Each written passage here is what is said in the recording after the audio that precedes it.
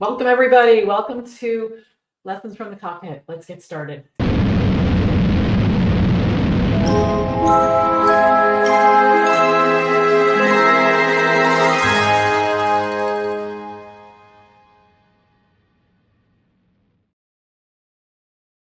Hey, everybody. Welcome. Come on in. I'm Belinda Sandor. I'm thrilled you're here with me today. This is a topic I really love and one that I can't wait to dive into. So for those of you joining me for the first time, I'm Belinda Sandor. I'm the founder of the VA Connection, where I coach and mentor established and aspiring virtual assistants to create, grow, and scale their VA businesses. And I work with my students in my free online classroom, my courses, and my coaching programs. And today I'm going to be your host for Lessons from the Cockpit, my live weekly live stream show that airs every Tuesday at 10:30 a.m. So come on in and let's get cozy. All right. Good. Now, I'd love to hear where you're coming in from. So please let me know in the comments. All right. And let's just see if I can get the comments over here. I tried something different today. I shared this event to the group, the VA Connection, and I'm wondering if I can. Oh yeah, I can. All right, let's see if I can see the comments. Hold on. Let's see if we can figure this out. We're gonna slay Facebook. Okay, good. Okay, I can see you guys. I can see the comments everywhere. Yay. Okay. So tell me where you're coming in from. Tammy is here. Hello. Yvonne is here. Jan is here.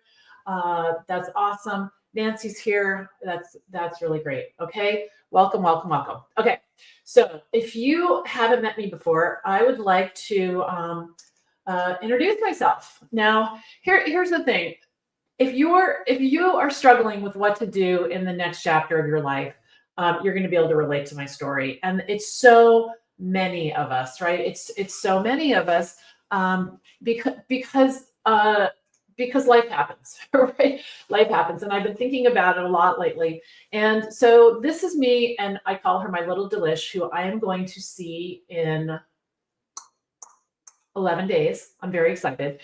And this was us back in 2010. And lots going on. I'm getting divorced. I have to sell my house because I have to pay off this huge debt. I had a business that failed. And the reason that there was so much debt, it was 6 figures, guys. And the reason is because I was trying to save my marriage. I was trying to save my business. I was trying to save everybody. And it's interesting because trying to save everybody, actually, I was the one that was the only one not being saved, and things just got worse and worse and worse. And so I reached this point where I just said stop.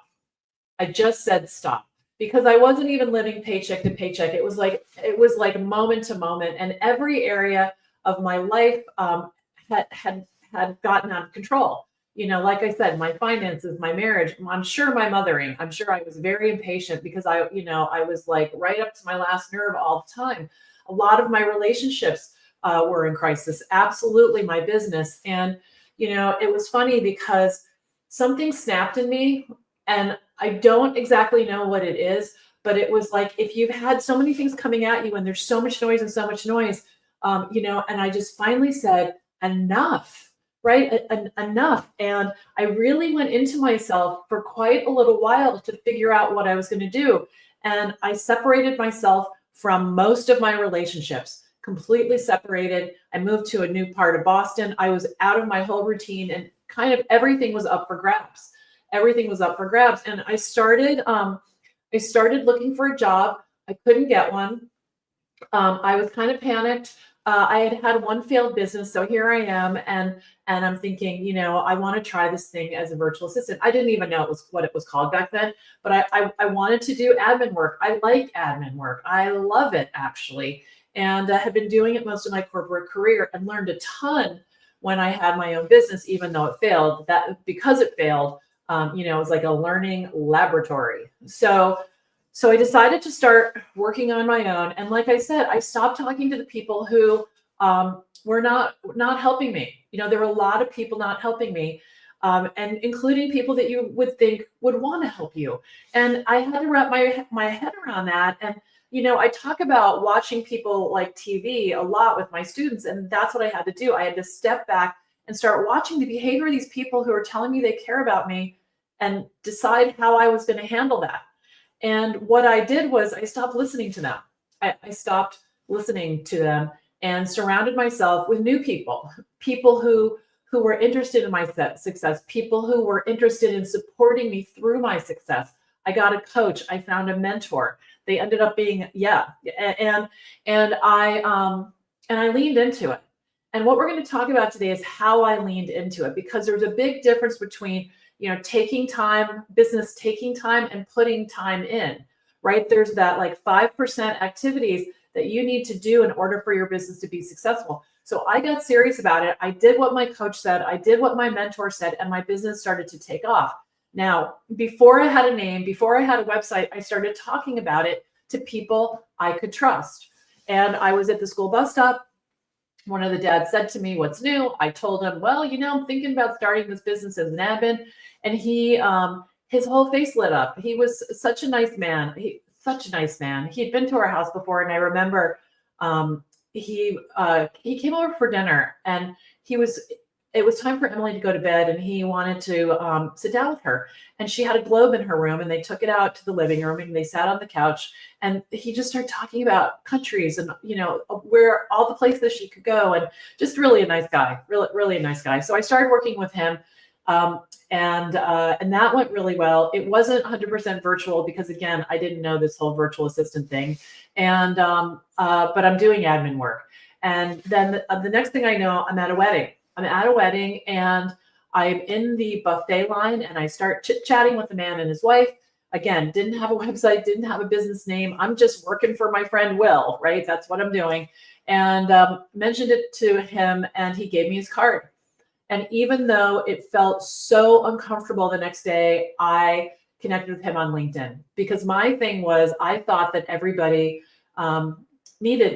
everybody thought I wanted something from them. And that's interesting in hindsight, right? And it's very unproductive. So I was so afraid that he thought I was going to want something from him. But instead, what happened was we created a great relationship. He became a client. He actually became my mentor over the years.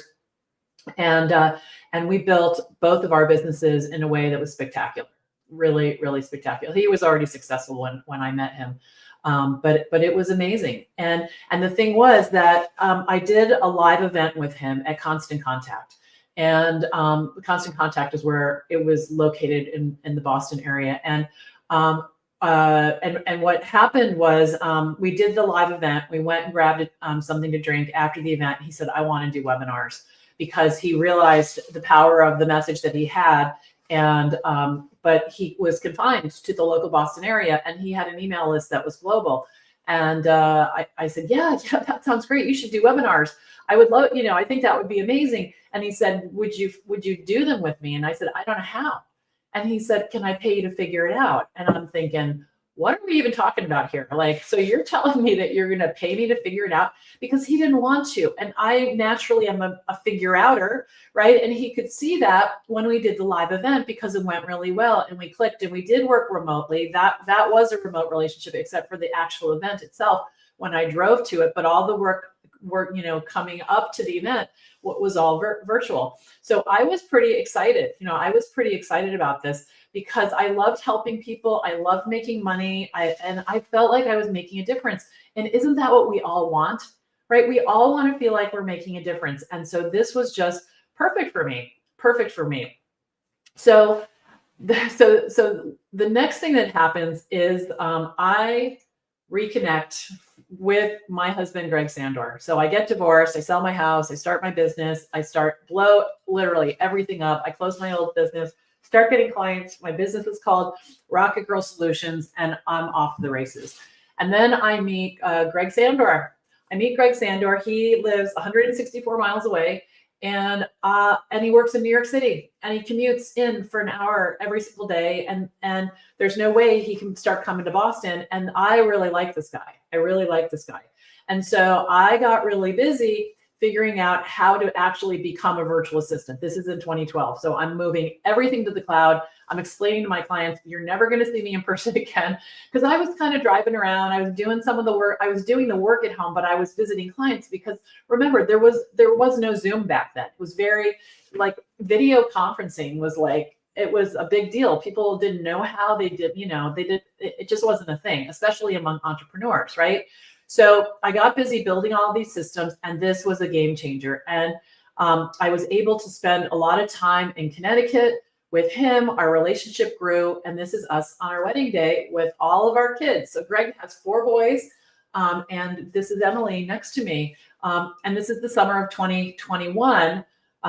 We moved to Connecticut in 2015, but we got married in 2021. And I have to say, the time flexibility, the location freedom, doing work with clients that I love who are willing to pay me was a total game changer for me. It literally, I say this sometimes, but virtual assistants saved my life. And the reason I say that is because I was in such, I don't usually use this word, but I think I'm going to start. I was in such a toxic situation before I broke free. There were so many people pulling on me in a way that was unhealthy. I did not even realize it. And by leaning into virtual assistants, by creating success, doing the things that I teach you here, I was able to come into myself in a way I never had before. And that started me on a path of building success, building confidence, building clients, finding a relationship that worked, all the things. And then finally, becoming a homeowner, because, when I was going through all of that in 2010, my credit score was, terrible. I didn't have any money. I had debt, all the things. And so for Greg and I to work together to build for me to grow my business with his support, we were able to buy this house. And the result is in my career, I've worked with over 200 clients, and I've billed over 20,000 billable hours. So I've provided over 20,000 billable or support hours, you could call it, to my clients while getting paid. And in the 10 years that I was a full-time VA, I made over $1 million. The first year I made $70,000, and every year after that, I made $100,000 or more. So I am coming to you from this house right here in Matthews, Virginia. It's a dream come true. And I was thinking today that I don't know when, and maybe never, I've ever felt this safe. It's just safe and solid, and like it's going to be okay. And it was all a path to here, to being a homeowner, to being in a really solid marriage. And it's, it's amazing. It's amazing. So if you're thinking about being a virtual assistant, I would look closely at the possibilities, because however you want to design your life, it's available in this amazing, amazing career that is growing. It is growing. So let's see who's here. Okay. So Nancy's here, and Tammy, we said hello to Yvonne and Jan. Dana's here. Kathy is here from Missouri. Frederica's here from Amsterdam. Kelly is here from Toronto.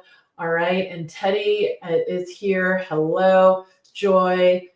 Jenny Ann is here. And Modupe is here from Nigeria. Hello. Sorry if I mispronounced that. Okay. So are you guys ready to, are you ready to jump in? The main takeaway is that your life doesn't have to follow the path that you thought it would when you were 7, as your life progresses. I had my daughter at 40. I started my successful business at 50. I became a homeowner at 60. Well, I married Greg at 60, became a homeowner at 63. And I founded the VA Connection when I was 57. A lot of people would be winding down, but I feel like I'm just getting started, and it's very exciting. It's very exciting. And Amanda is here from Maryland. Hello. All right. So let's talk about spending time and using time. Okay. So a common misconception among new virtual assistants is that it's going to take time to get their first client. You hear the phrase sometimes, I've only been doing this for 6 months. I know I have to be patient, right? Have any of you said that? I would love to hear, if any of you have said that.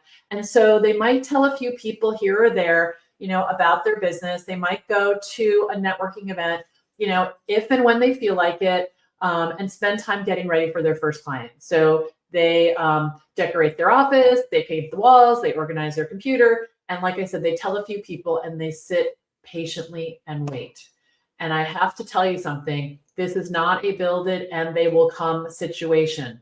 It's not even close. All right. So taking time does not create business success. What creates business success is putting time into your business. All right. Can you see the distinction there? Let me know if you can see the distinction. It's really important. Now, it's essential that the time you are investing goes into genuine business building activities, not what's in front of you or what you feel like doing. Activities that don't contribute directly to your business. So activities that don't contribute to the bottom line. See, we're in business to make money. We also love helping people. So we have to structure our business so that when we help people, we get paid, right? And if we're working on things that are not working toward the bottom line, activities that don't contribute directly to business growth, that is called killing time. Have you guys heard that phrase? I'm just killing time, right? So painting your office and organizing your digital files and pushing Post-its around on your desk, that is killing time. So I want you to think about it like that, because that's really what's accurate, okay? Now, I'm going to give you the 3 top business building activities to grow your business. So if you are not doing these, you are killing time. Now, I know, so here's the thing. Let's just talk about this for a second. So I know that there's 24 hours in a day, and you probably can't work on business building activities 24 hours a day, or let's say you're sleeping 9 hours and whatever that math is, okay? So because that's a lot, it's intense. So maybe you want to work on your website, maybe you want to organize your digital files, and maybe you want to paint your office. That's fine. You can do that. However, do not tell yourself that that's going to grow your business, okay? So I do a lot of other things besides build my business. I spend time with my daughter. I spend time with my husband. I spend time with my chickens. I garden. I pickle jalapeno peppers. And I don't say to myself, you're not growing your business. You're not growing your business.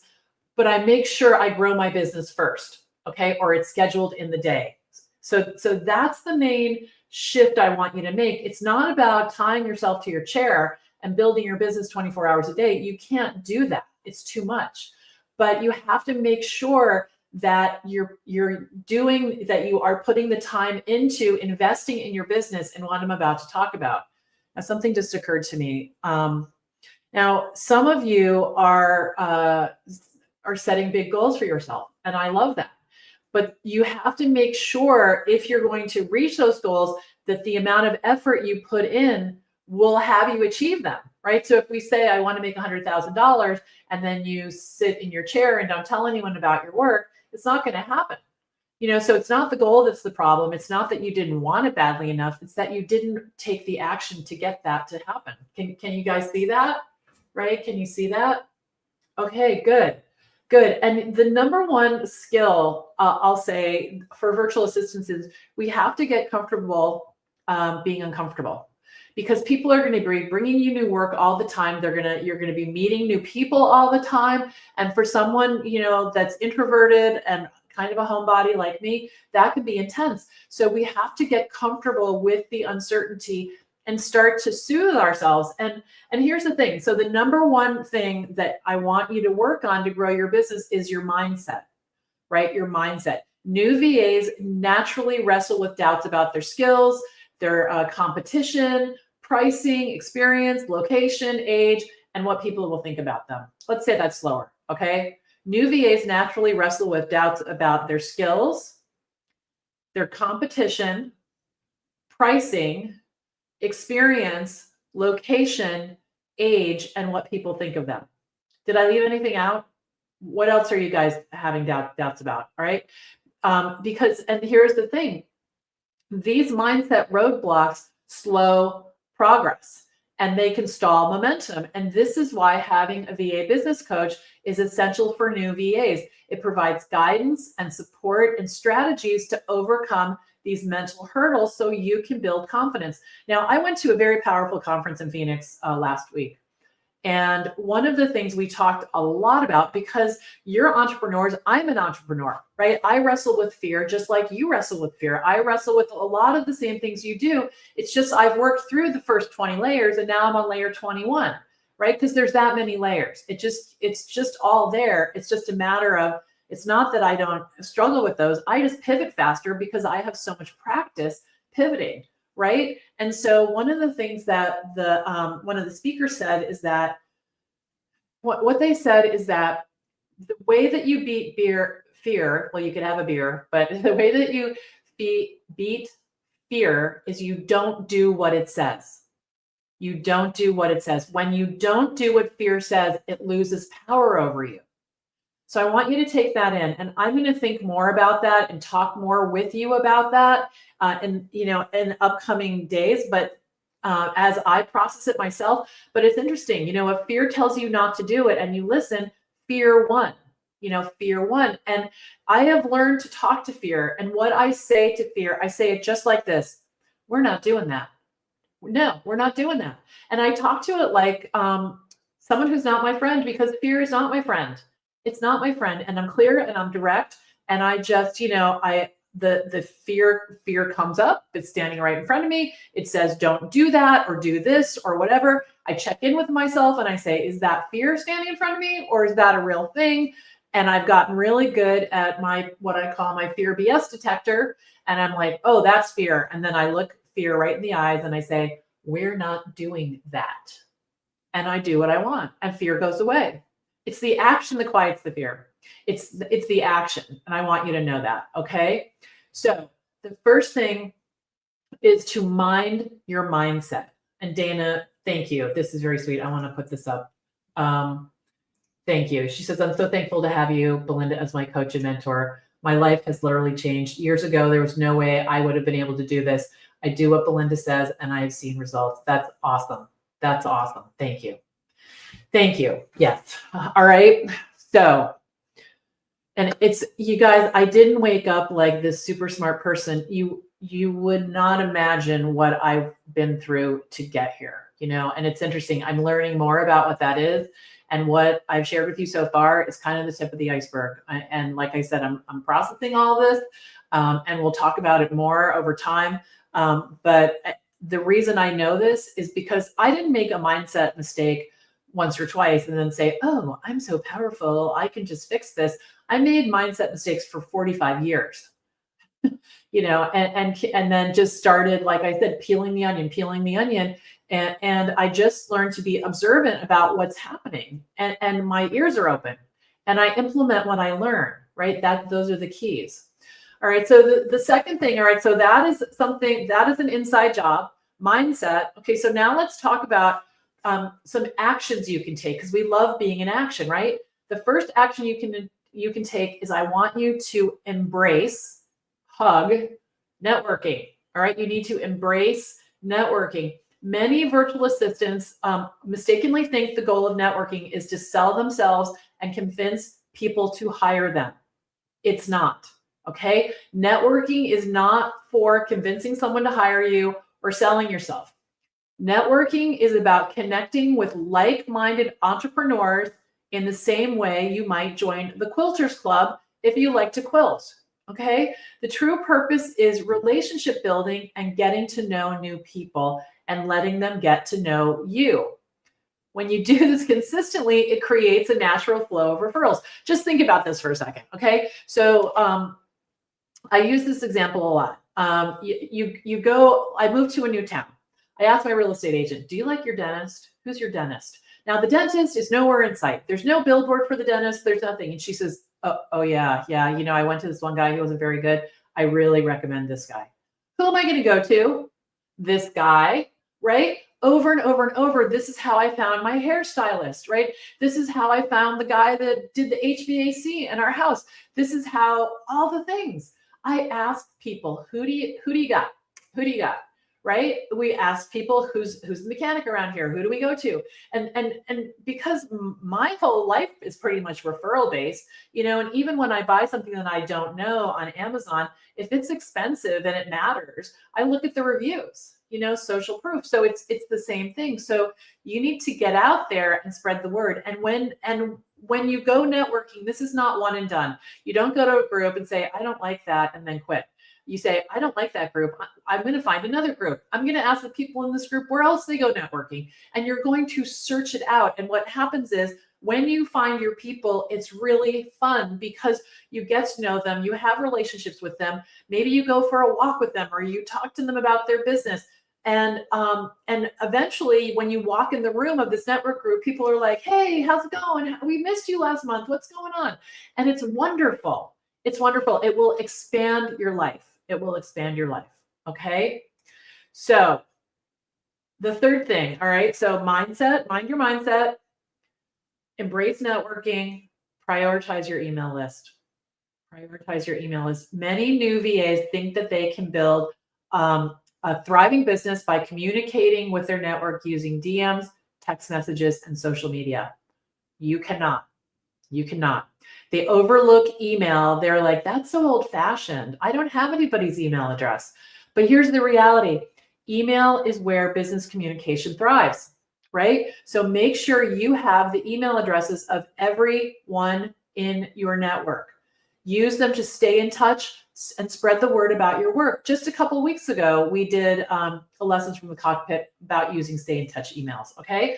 So you guys don't forget about our YouTube channel. We have over 800 videos over there. So go over there, ring the bell, subscribe, and put in stay in touch emails. And I bet you'll get a video, right? So you same thing. You need to send out an announcement. You need to do a newsletter.